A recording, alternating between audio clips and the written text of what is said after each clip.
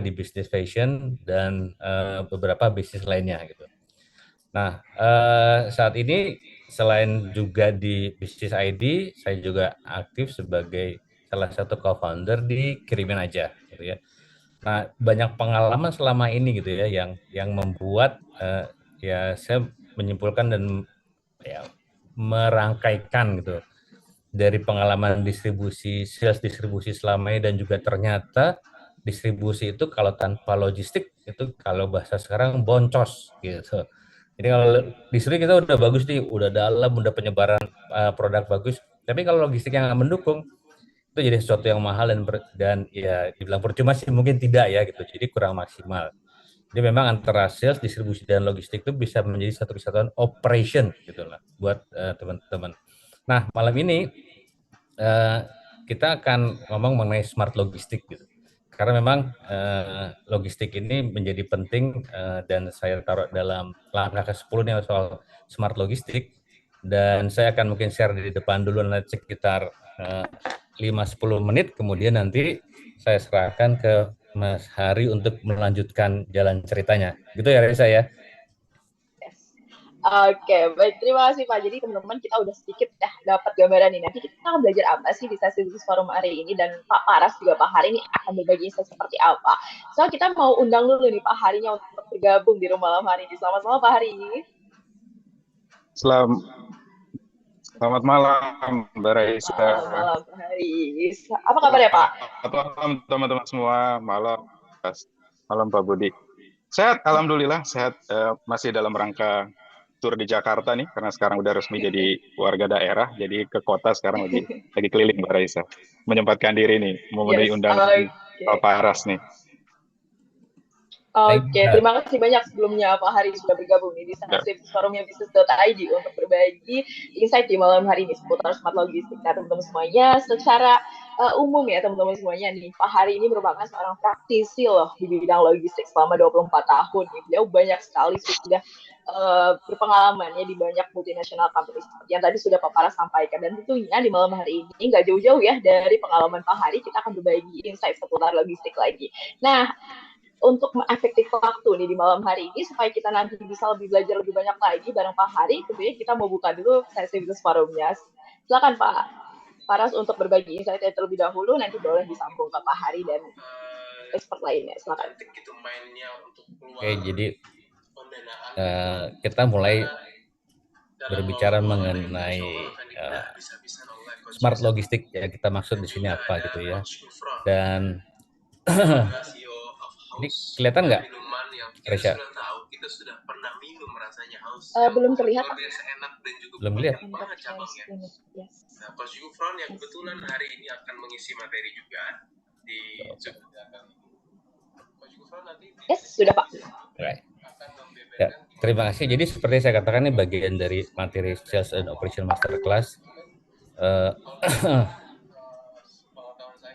Di mana nanti kita akan ngomong mengenai 10 langkah operation untuk profitable growth gitu ya. Dan dari sini yang ke-10 kita ngomong soal smart logistik gitu. Karena kalau kita ngomong logistik itu banyak yang pikirannya jadi berat gitu ya, kayak di gambar ini nih. Logistik kontainer gitu kan, truk flatbed kayak begini gitu kan, kayaknya berat kali ini kalau logistik gitu ya. Padahal mungkin dari hal yang kecil sampai yang besar ya bisa menjadi bagian dari logistik tergantung tipe bisnis, kategori bisnis kita gitu kan ya. Nah, yang dimaksud dengan logistik itu apa? Logistik sendiri sebenarnya bagian sebagai suatu operation gitu ya. Operation itu melibatkan ada sifatnya prosesnya gitu ya. Ada semacam SOP, proses sistem yang berjalan, kemudian ada orang yang terlibat pastinya, dan kemudian ada lokasi dan ada tools yang digunakan gitu ya. Ini adalah operation. Apakah logistik bagian dari operation? Iya, logistik bisa kita bilang sebagai suatu operation. Sales bisa kita bilang sebagai suatu operation. Distribusi bisa kita bilang sebagai suatu operation gitu. Nah, kalau melihat konteksnya ke sini, jadi logistik yang kita maksud sebagai suatu operation gitu ya. Secara simpelnya mungkin gini, kalau kita bilang smart gitu ya, smart logistik gitu ya, karena memang kita perlu smart hari gini gitu ya. dalam melakukan segala sesuatu gitu. Jadi smart dalam sistem gitu. Pertama smart dalam sistem tentunya. Di mana kita hari ini harus mengintegrasikan teknologi digital terutama untuk meningkatkan efisiensi dan efektivitas gitu ya. Kenapa gitu? Nah, hampir dalam semua bisnis gitu ya. Kita bersaing dalam terutama data. Data itu hal yang paling penting untuk membuat keputusan dan melangkah maju gitu. Nah, ini semua tentu tidak terlepas dari teknologi yang harus kita gunakan gitu kan ya. Ada bagian dari logistik yang standar gitu, ada sistem manajemen gudang ya.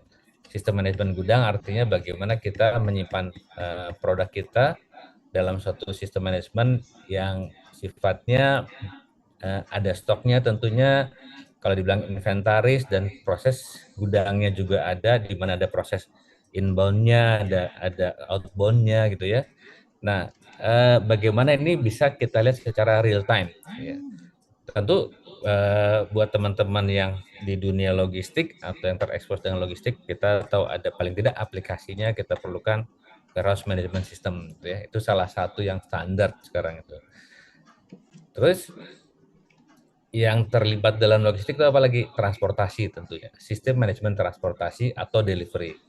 Jadi platform untuk mengelola armada kendaraan, melacak pengiriman dan mengoptimalkan rute. Nah, ini terutama kalau kita ngomong kita membangun logistik secara sendiri gitu ya. Jadi kita harus mengelola armada yang kita punya. Waktu saya di Coca-Cola, terakhir saya sebagai GM logistiknya di sana gitu. Itu ada kurang lebih sekitar hampir 3.000 truk yang ada gitu. Dengan hampir rata-rata sebelumnya tadi 1.300 truk yang terus berjalan setiap hari muter-muter. Nah, jadi tentu itu nggak mungkin kita jalan kalau tanpa pengelolaan yang baik gitu ya, tanpa sistem yang mendukung. Nah, bagaimana dengan yang sekarang saat ini mungkin tidak mengelola sendiri. Nah, disinilah makanya kita perlu smart gitu ya dalam mengelola logistik kita.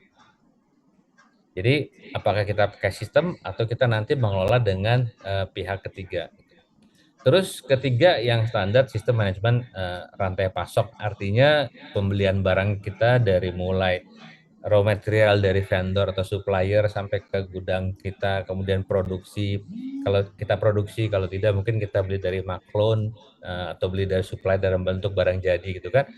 Nah, semua aliran dari mulai pembelian gitu kan sampai barang ini katakanlah sampai kalau bisnis kita langsung dari gudang ke toko atau gudang ke distribusi gitu ya. Ini semua kan adalah proses gitu ya. Nah, proses ini yang harus satu gitu. Bagaimana secara teknologi digital bisa memungkinkan untuk kita yang terlibat sebagai business owner atau business manajemennya bisa melihat nggak, memantau nggak secara real time. Karena itulah yang akan membuat kita menjadi unggul melalui logistik gitu ya. Terus teknologi pendukung smart logistik itu yang ada saat ini gitu ya. Mungkin kalau kita ngomong bahasa umum lah, cloud gitu ya, karena kita bisa jadi cloud itu adalah kita tidak harus lagi menyimpan sendiri gitu. Robot gitu, jelas robot ini sekarang kalau kita lihat robot udah bergeraknya kemana-mana nih, dan akan semakin canggih nanti dengan perpaduan antara robot dan AI gitu ya. Kalau kita lihat di produksi gitu atau di beberapa gudang dari beberapa tahun lalu itu sudah tanpa manusia gitu ya. Salah satu gudang mungkin yang sering lihat kita di konten-konten gudangnya Amazon gitu ya, yang bisa dibilang gudang tanpa manusia gitu ya. Di Coca-Cola sendiri saya tahun 2015 gitu ya, 2015 2014 datang ke gudang Coca-Cola yang di Australia, itu relatif ya semua robot yang bekerja gitu. Nah, jadi udah sesuatu yang lama dan akan terus berkembang gitu.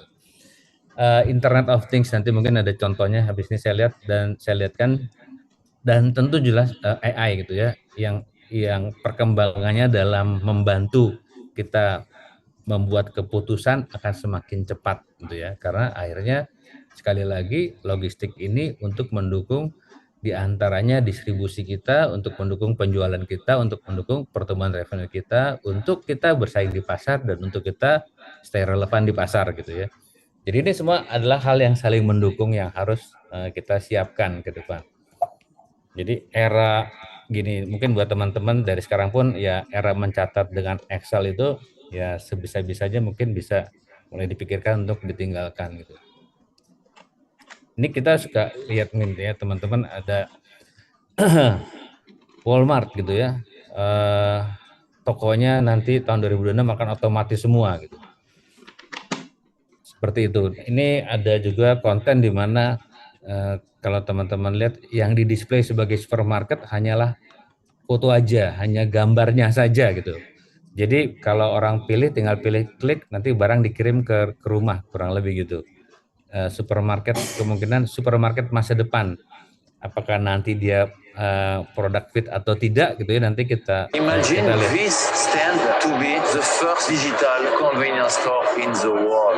No need capex, no need opex. Jadi semua hanya display gambar gitu ya. Jadi ini mungkin gambaran toko retail masa depan atau supermarket retail masa depan gitu, yang akan saling berhubung dengan teknologi dan tentunya mengandalkan unsur gitu ya, digital, AI dan kecepatan dalam eksekusi.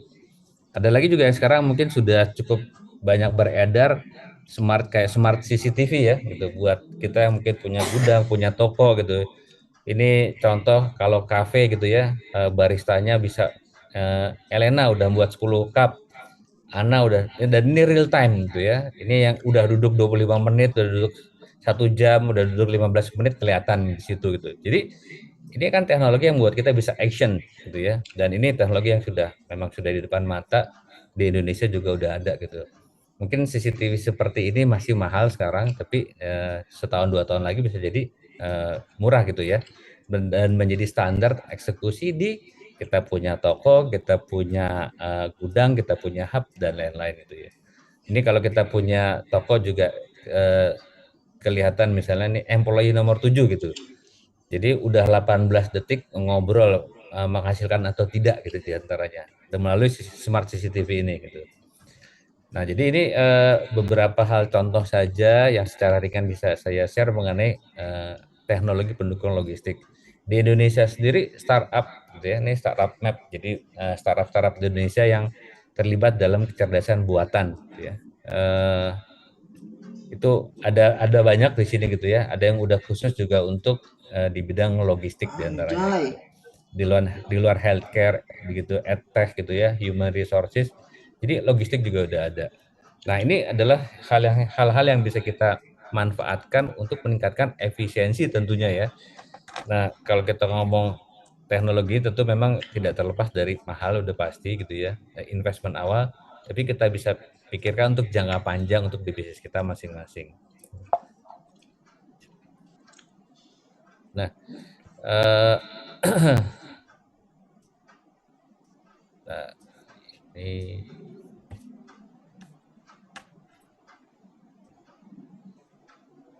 nah terakhir gitu ya dari saya sebelum saya lanjutkan dengan nanti Mas Hari adalah tadi smart dalam teknologi, dalam proses ya, dengan teknologi dalam hal prosesnya. Bisa juga kita sekarang sebenarnya hal yang udah lama ada gitu ya. Kita perlu smart dalam hal memanage resources-nya gitu. Nah, bagaimana kita bisa menggunakan pihak yang punya kompetensi dengan dukungan teknologi saat ini. Di dunia logistik dikenal 1PL, 2PL, 3PL, 4PL, 5PL. Nanti biar Mas Hari yang lebih banyak menjelaskan gitu ya, yang dimaksud dengan 3PL, 4PL, 5PL gitu. Nah, ini adalah bagian dari being smart juga dalam berbisnis, dalam kita menghandle logistik kita. Kalau kita bisa serahkan ke pihak lain gitu dan itu efisien, kenapa tidak gitu kan ya? Itu pertanyaannya. Ini kalau saya lihat lagi gitu ya, ini tadi saya dapat juga konten daftar startup logistik di Indonesia gitu ya. Ada last mile delivery, ada mid mile delivery gitu ya, ada banyak contohnya di mana mereka adalah kita bisa bilang ya berpartner dengan mereka untuk membuat logistik kita lebih efisien gitu ya. Ada kiriman aja juga di sini gitu. Dan ada untuk pihak 3PL, 4PL, 5PL yang saya kenal gitu ya dari dulu, diantaranya mungkin dikenal di seluruh dunia tuh seperti DHL, Schenker, Havi gitu ya, Kuehne+Nagel. Dan ini beberapa yang sifatnya multinasional. yang besar. Dan apakah perusahaan kita bisa berpartner dengan seperti mereka? Ya mungkin why not gitu loh. Ini yang mungkin kita sama-sama dengar insight dari Mas Hari malam ini. Karena apa? Eh, Kebetulan ini dari 4 yang saya sebut di sini yang saya kenal yang besar-besar gitu, yang multinasional, semuanya Mas Hari pernah kerja di sana ternyata gitu. Jadi itu pengantar dari saya gitu ya. Mungkin nanti Mas Hari bisa sharing real cerita yang pernah di-handle apa untuk menjadi inspirasi buat teman-teman gitu. Jadi itu pengantar dari saya untuk kita ngomong smart logistik gitu. Ini share.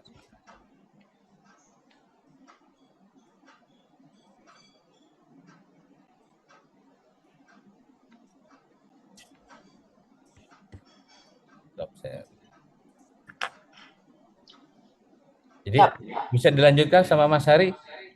Oke, silakan Pak Hari untuk open mic ya, kita Baik. akan masuk ke sesi insight-nya. Silakan. Terima kasih Kak Raisa, Pak Paras terhadap pembukaannya. Waduh, luar biasa ngeliat deck Pak Paras. Baik, ini saya harus on cam atau off cam nih? Baiknya saya off cam nanti sebentar setelah ini ya, supaya nanti teman-teman bisa fokus ngelihat ke slide-nya, ke materinya, daripada ngeliatin saya nggak seberapa menarik ini. Ya, off dulu sebentar. Oke, saya share.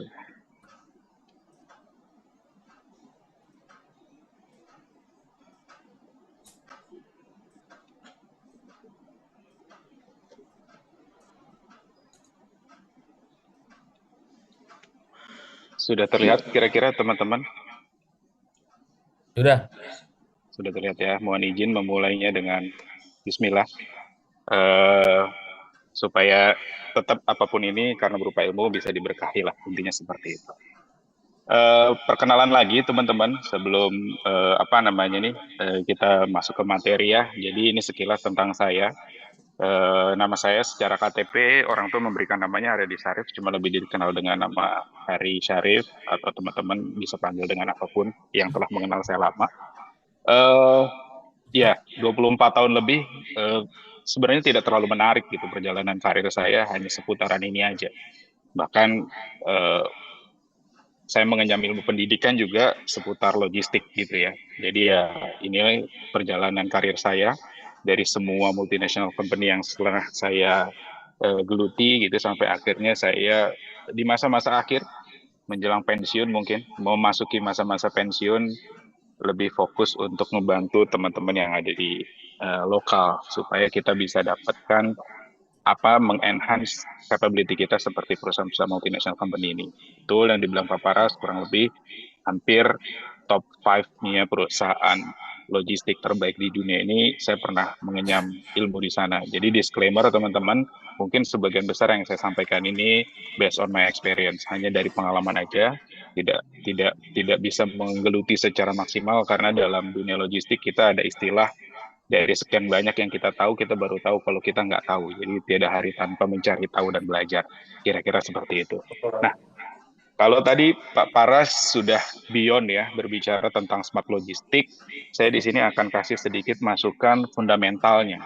Smart logistik atau supply chain secara global itu seperti apa sih? Gitu. Kenapa kita nggak boleh ngelupain fundamental ini untuk mengarah ke sana?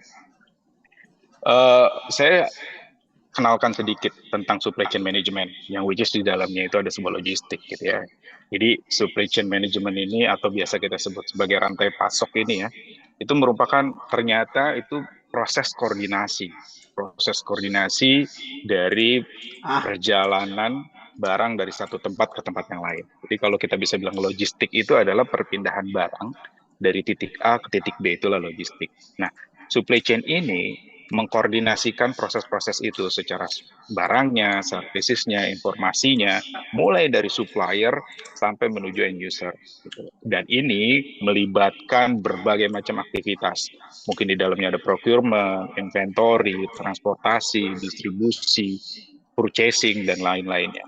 Nah, kenapa saya bisa bertahan kurang lebih selama 24 tahun? Karena doktrin di awal yang memasuk ke dalam diri saya bahwa supply chain management ini atau logistik industri ini adalah the most essential part in everyone daily life gitu ya. Jadi merupakan aspek terpenting dalam hidup kita, dalam kehidupan kita sehari-hari. Kita tidak bisa menikmati handphone, baju, laptop, makanan, minuman tanpa ada peran logistik di situ. Mustahil, semua itu berada di tangan kita. Nah, karena konsep inilah bahwa yang membuat kita sebagai praktisi-praktisi logistik ini pengen selalu memberikan yang terbaik buat industri ini. Terbukti juga pada masa COVID kemarin, teman-teman tahu juga bahwa nggak ada satupun yang boleh beredar, beraktivitas selain orang-orang yang bekerja di dunia logistik. Nah, idenya supply chain ini adalah untuk mengaplikasikan sistem-sistem ini berjalan, bagaimana ini bisa di-manage, sehingga informasi, material, services, semua bahan baku bisa terlaksana dengan baik gitu ya. Jadi gimana caranya ini bisa di-manage. Mulai dari awal barang itu ada, masuk ke dalam sebuah gudang sampai keluar lagi. Jadi supply chain itu sendiri mengacu kepada gimana caranya barang itu bisa flawless ya, berjalan, berpindah tanpa adanya hambatan gitu. Dengan melibatkan berbagai macam segmen organisasi di dalamnya. Ada teman-teman yang ada di procurement, teman-teman yang di raw mat, teman-teman yang di gudang, teman-teman yang di transportation, distribution, itu semua di-manage dalam supply chain. Yang mana supply chain ini bagian dari keberlangsungan terhadap keberlangsungan hidup yang ada di supplier, warehouse, operation, dan outlet-outlet yang ada di masyarakat. Nah, kunci ada komponen penting dalam supply chain gitu ya, kalau kita bisa bagi 3. Sebenarnya yang di tengah ini adalah satu-satunya pada saat masuk ke manufacturing atau production, disinilah supply chain tidak bekerja gitu ya.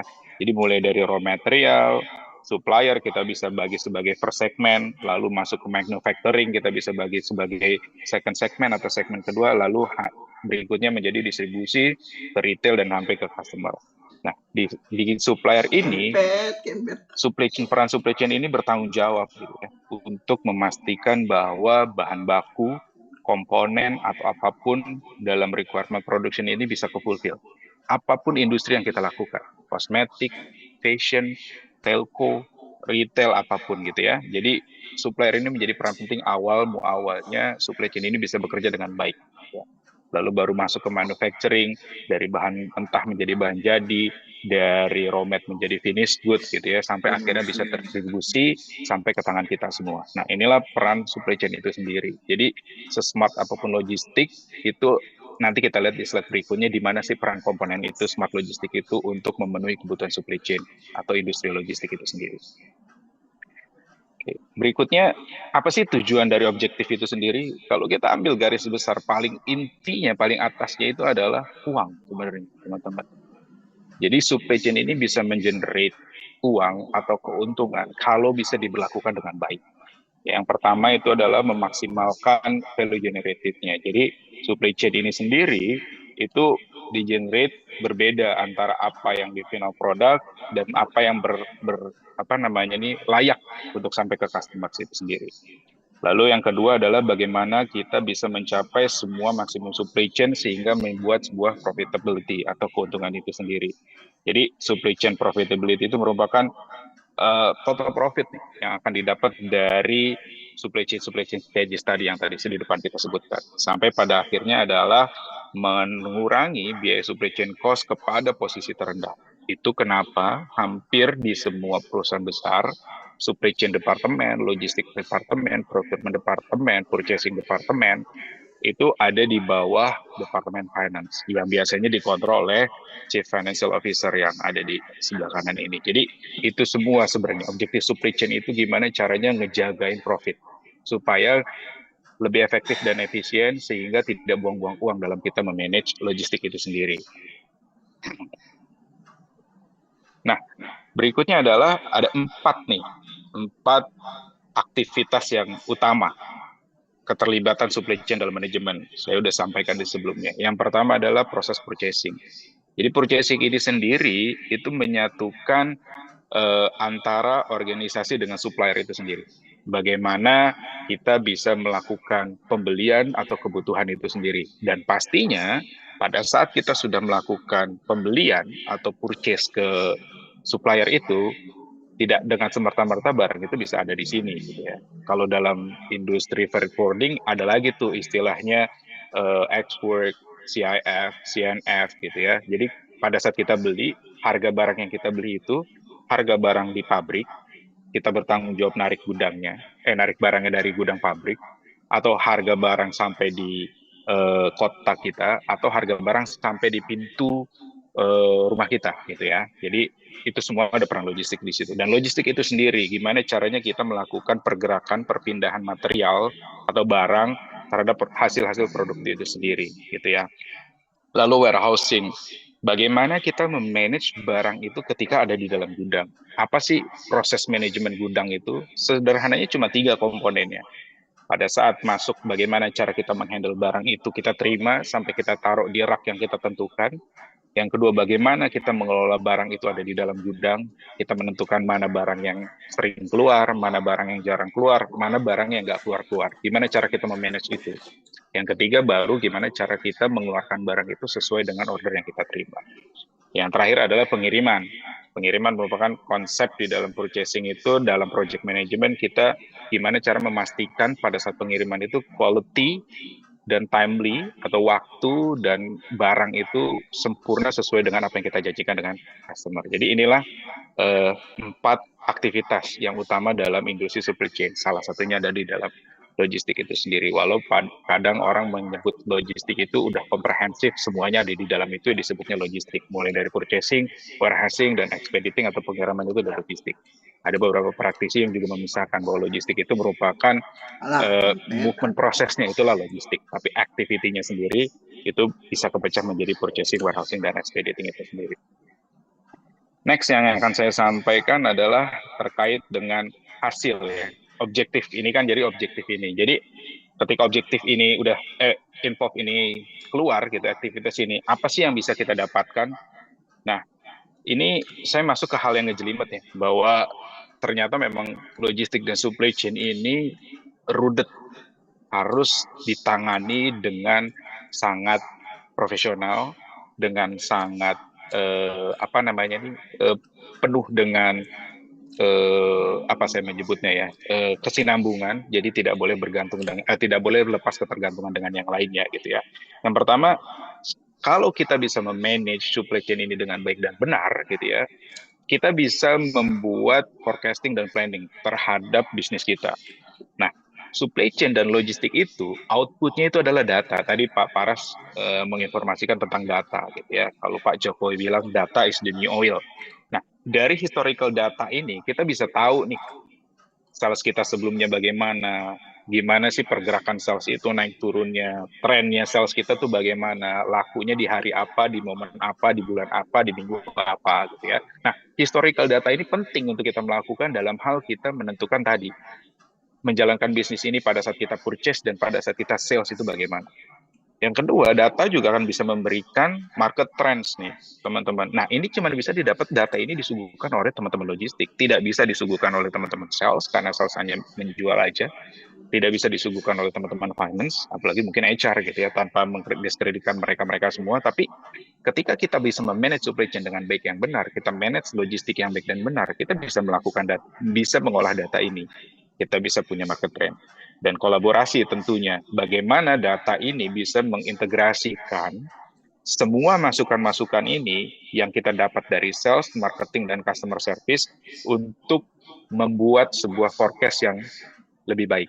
Sehingga kita tidak miss forecast kita tidak ketinggian atau tidak kerendahan, dan semuanya bisa setidak-tidaknya mendekati apa yang kita harapkan. Yang terakhir adalah scenario planning. Gimana caranya kita meningkatkan rencana kita, respon terhadap hal-hal yang kita tidak harapkan di dalam permintaan-permintaan itu, atau kita bikin mitigasi. Inilah ekspektasi atau aktivitas turunan dari 4 yang disampaikan sebelumnya. Makanya kenapa banyak yang tadi Pak Paras bilang, dulu kita mengenal hanya 1PL, terus beranjak menjadi 2PL, beranjak lagi menjadi 3PL, 4PL. Apa sih itu? Nanti mungkin kita akan kupas ya di beberapa slide berikutnya. Setelah demand forecasting and planning gitu ya, baru kita berbicara tentang warehousing and distribution. Kalau tadi kan tentang result data di belakang. Kalau sekarang front end-nya nih, kalau tadi back end-nya, sekarang front end-nya. Jadi di dalam warehousing and distribution itu 4 lagi aktivitas yang kita lakukan, ada penyimpanan atau storage, ada order fulfillment atau pemenuhan order atau pesanan, yang ketiga material handling, gimana cara kita memanage barang-barang kita di dalam gudang itu tadi, sama customer service itu tadi, gimana customer service ini dalam warehousing and distribution ini bisa memberikan pelayanan yang tanpa celah gitu ya, yang memberikan kepuasan kepada pelanggan. Nah, dalam mengelola gudang, efektivitas ini perlu karena kita mengandalkan orang. Betul tadi Pak Paras bilang ada beberapa seperti Walmart pengen robotik gitu ya dan segala macam, tapi kan itu butuh effort atau investasi yang luar biasa. Walaupun itu pun robotik yang kita lakukan, tetap pengelolaan gudang effectiveness yang sangat efektif itu mengorganisasi mereka itu tetap lebih utama, memanage inventory, berapa barang keluar, berapa barang masuk, berapa barang tersisa, berapa barang yang tidak bisa diorder, berapa barang yang bisa diorder gitu ya. Itu yang bisa kita lakukan. Ada banyak istilah dalam cara penyimpanan. Ada namanya yang kita sering kenal mungkin FIFO gitu ya, first in, first out. Jadi barang yang keluar duluan adalah barang yang keluar duluan. Atau first expired, first out. Biasanya semua barang-barang yang berkaitan dengan consumable atau yang berkenaan dengan bersentuhan dengan badan, biasanya kita menggunakan FIFO, first expired, first out. Atau ada lagi yang menggunakan LIFO misalkan, last in, first out untuk kategori barang tertentu. Nah, inilah manajemen storage yang kita butuhkan dalam memanage sebuah logistik. Order fulfillment juga tidak kalah pentingnya. Bagaimana just in time order ini bisa kita lakukan? Kita bikin skema ketika orang order jam sekian, bisa kita keluarkan barang itu kapan? Karena kita nggak seperti warung, kelontong atau toko convenience store gitu ya, yang setiap orang beli kita langsung bisa sediakan barangnya tersedia di depan. Tidak, jadi ada proses pick, pack atau proses order fulfillment itu sendiri. Nah, handling material juga kita butuhkan dalam mengelola gudang. Yang terakhir customer service tadi yang di awal saya sampaikan, gimana caranya kita bisa mengelola order fulfillment ini tanpa celah sampai akhirnya membuat satisfaction itu sendiri gitu ya. Terakhir terhadap transportasi dan logistik itu sendiri. Nah, ini juga dibutuhkan juga kejelian dan profesionalisme. Pertama dalam modal selection, gimana kita menentukan moda transportasi yang kita mau gunakan. Apakah dengan air freight, apakah dengan sea freight, apakah dengan land transport, atau combine sea land pakai laut terus nanti lanjut pakai darat gitu ya. Terus route optimization-nya bagaimana? Kalau kita lihat teman-teman kurir atau teman-teman yang mengantar, kalau zaman saya kecil dulu kita menyebutnya milk run gitu ya. Kenapa disebut milk run? Karena dulu tukang susu itu keliling gitu ya, nganterin susu-susu ke para pembeli. Atau saya belajar juga tentang rute optimization itu dari loper-loper koran gitu. Kalau zaman sekarang udah nggak ada ya, zaman saya dulu banyak banget loper koran. Jadi kadang saya untuk mempelajari ini saya tanya gitu, gimana cara kalian menentukan kirim ke sini dulu baru ke sini, apalagi koran itu punya limitation waktu ya. Kalau dikirim jam 8 pagi atau jam 9 pagi itu udah nggak menarik untuk dibaca gitu ya. Nah, gimana sih mengoptimalisasi rute itu? Ternyata memang ada ilmunya, ada caranya gitu ya. Nggak sembarangan kita melakukan pengiriman. Itu nanti bisa rudet gitu ya. Dari Jakarta kirim ke Bandung, balik ke Jakarta, kirim ke Tangerang, terus balik, terus kiriman ketiganya ke Cirebon gitu ya. Sangat-sangat tidak efektif. Dan fleet management, di mana kita mengelola kendaraan-kendaraan ini bisa digunakan dan layak digunakan dan memberikan efisiensi untuk terhadap cost itu sendiri. Jadi itu bagian-bagian komprehensif dari sebuah logistik atau supply chain itu sendiri. Nah, ini intinya gitu ya, bahwa mengelola supply chain, logistik, warehousing, distribution itu tanpa ilmu, tanpa knowledge, tanpa experience itu memang rudet, pusing, berat gitu ya. Sampai akhirnya fokus kita misalkan pebisnis, seller, pabrik, factory itu akan ketarik gitu, ke dragging.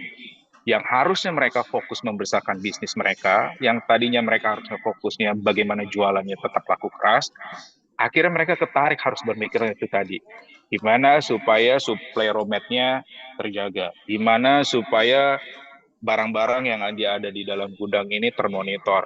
Jadi nggak beli barang lagi, padahal barang yang nggak laku, atau barang yang laku habis.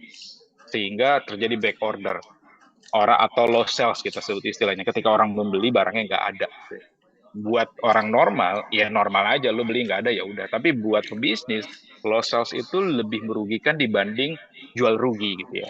Kalau kita misalkan punya modal 10.000, kita jual 9.000, itu ruginya 1.000.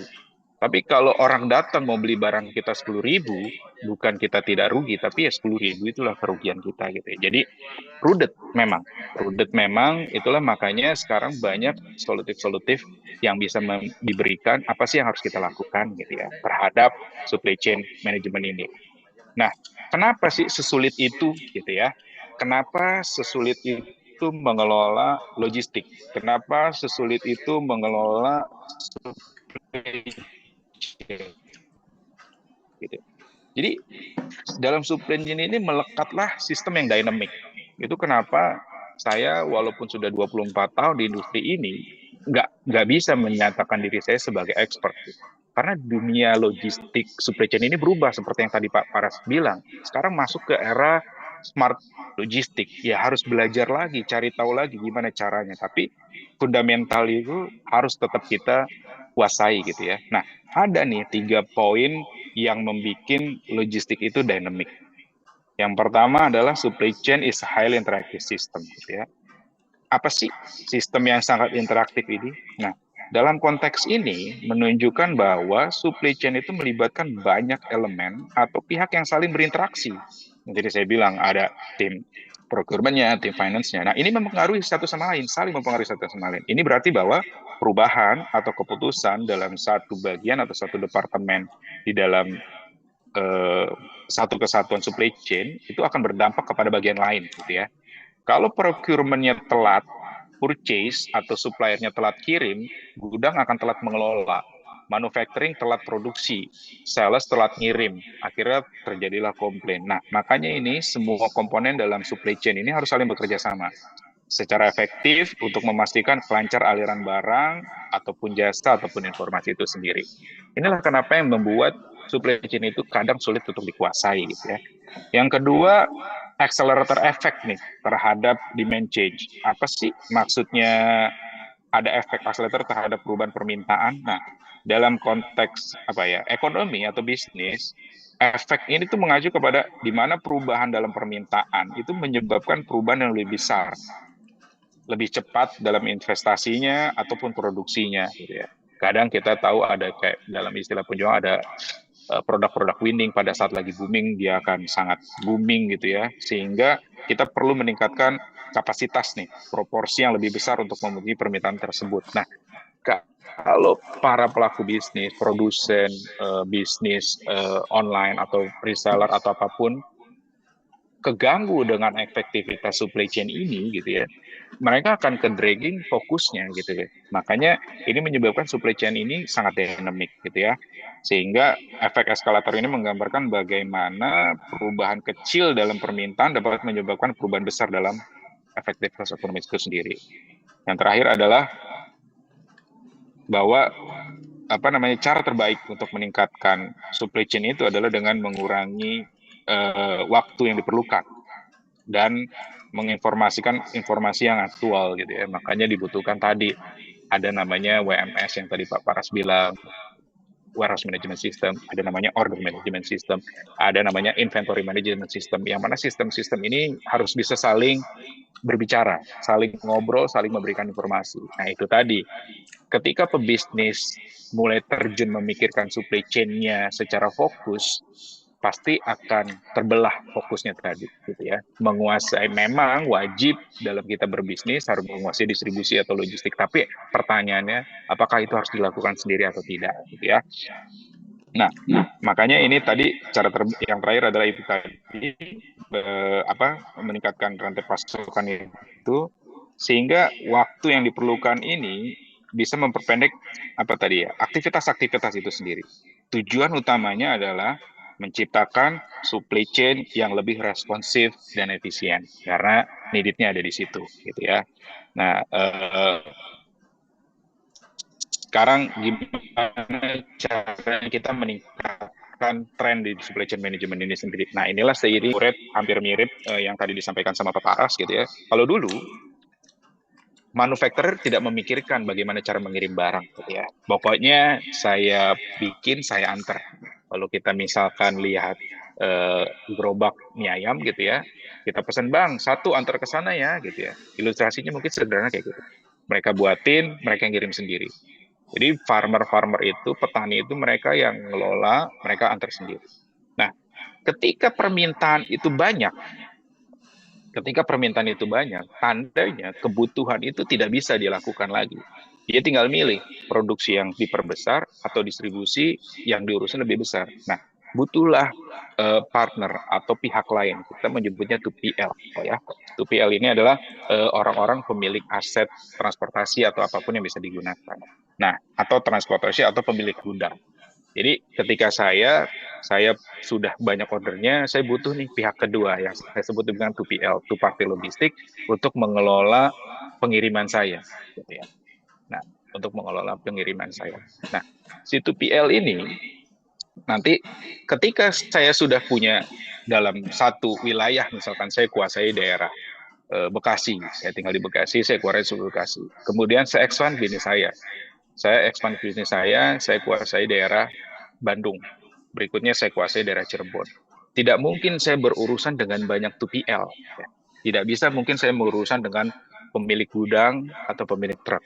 Akhirnya muncullah solusi sesuai dengan perkembangan zaman yang disebut dengan 3PL, third party logistik. Fungsinya apa? Fungsinya 3PL ini adalah pihak yang mengelola 2PL. Pihak yang mengelola banyak gudang, pemilik-pemilik gudang, pihak yang mengelola banyak pemilik-pemilik tracking. Jadi, saya hanya berbicara dengan satu 3PL. Tolong urusin ini, gitu ya. Nah, 3PL saya punya kapasitas hanya Pulau Jawa. Bisnis saya ekspansi ke Sumatera. Saya tanya dia, bisa nggak kerjain Sumatera? Nggak bisa, Pak. Ya. Ternyata saya butuh satu 3PL lagi nih untuk Sumatera. Berikutnya saya ekspansi ke Sulawesi. Saya butuh satu 3PL lagi nih di Sulawesi. Saya ekspansi lagi ke Kalimantan. Oh, berikutnya saya butuh satu 3PL lagi nih di Kalimantan. Saya pusing gitu loh. Wah, ini udah menyita waktu saya, menyita fokus saya terhadap bisnis saya untuk ngurusin banyak 3PL. Saya butuh 4PL nih, gitu ya. Saya butuh 4PL nih. Nah, 4PL ini yang mengurusin semuanya. Bisa jadi skopnya lebih besar, sourcing-nya juga, demand planning-nya juga, procurement and purchasing-nya juga, logistiknya juga, warehousing-nya juga, distribusinya juga. Nah, 3PL ini yang mengelola 3PL dan 2PL. Dan di zaman sekarang yang bergerak menuju kemudian adalah 5PL atau Solution Optimization. Ada parti-parti atau pihak-pihak yang menjadi penengah, bahwa mereka memberikan solusi, memberikan fokus, optimisasi, bagaimana caranya mengelola end-to-end itu tadi, supply chain itu tadi di dalam ranah 2PL, 3PL, dan 4PL. Jadi perusahaan logistik yang memanage komplit nih kebutuhan si supplier itu sendiri, gitu ya. Ada nggak sih contohnya? Ada, gitu ya. Yang ngelolanya dikelola seperti mengelola semua. Nah, ada sebuah case study, karena ini waktunya sangat sedikit gitu ya, kalau kita ngebahas case study ini panjang banget, mungkin teman-teman bisa, tadi Mbak Raisa di awal sudah woro-woro gitu ya, sudah bikin iklan, kalau mau details gimana kita ngebedah case study, ini saya ambil contohnya McDonald, karena saya pernah terlibat dalam ngurusin McDonald gitu ya, mungkin bisa ikutan di event Sales and Operation Masterclass-nya Pak Paras di hari Senin dan Selasa minggu depan di Jogja.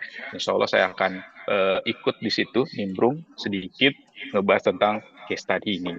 Jadi, in high level, kalau teman-teman, saya yakin kita semua pernah lah ke McDonald's gitu ya, mungkin sampai saat ini juga kita masih ke sana, bahwa kalau teman-teman masuk ke McDonald's, itu segala sesuatu yang ada di situ, yang berupa material bahan, baik itu foodnya, ayam, tepung, kentang, terus kebutuhan store-nya, kain pel, tisu toilet, sedotan, apalagi sabun pel lantai, seragam apa namanya ini, seragam karyawannya, itu semuanya dikelola oleh satu perusahaan untuk McDonald. Kenapa sih McDonald butuh perusahaan ini? Balik lagi, karena McDonald tahu bahwa fokus saya adalah menjaga bisnis ini tetap berjalan dengan fokus saya tidak terbagi untuk ngurusin back end tadi. Biar saya fokus di front end, back end-nya ada yang bisa mengerjakan. Nah, case tadi ini mungkin kita akan kupas tuntas ya, Pak Paras, nanti di event Sales and Operation Masterclass. Jadi akan kita bedah satu persatu bagaimana sih cara McDonald tetap sustain menjalankan bisnisnya tanpa memikirkan back end-nya secara full atau secara komprehensif end-to-end-nya. Kira-kira itu dari saya, Mbak Rasi. Mungkin udah terlalu lama saya bicaranya. Saya kembalikan ke Mbak Raisa dan Pak Paras. Terima kasih banyak teman-teman. Nanti kalau saya ngasih kelas di kampus, ini 2 mata kuliah, total 8 SKS nih. Hari ini kita padatkan 8 SKS 2 mata kuliah dalam waktu 30 menit. Terima kasih Kira-kira atas gitu, Mbak insight-nya Pak Raisa. Hari. Tentunya kita juga akan membuka sesi tanya jawab nih buat teman-teman yang setelah dengerin insight dari Pak Hari dan Pak Paras. Teman-teman boleh banget drop pertanyaannya di box Q&A di kolom chat ataupun nanti teman-teman bisa raise hand untuk bertanya langsung. Tapi sebelum kita ke Business Planners, mungkin ada tanggapan nih dari Pak Paras dulu nih seputar insight udah dibagiin Pak Hari ataupun Pak Budi, boleh banget ya nimbrung nih untuk menambahkan lagi. Silakan.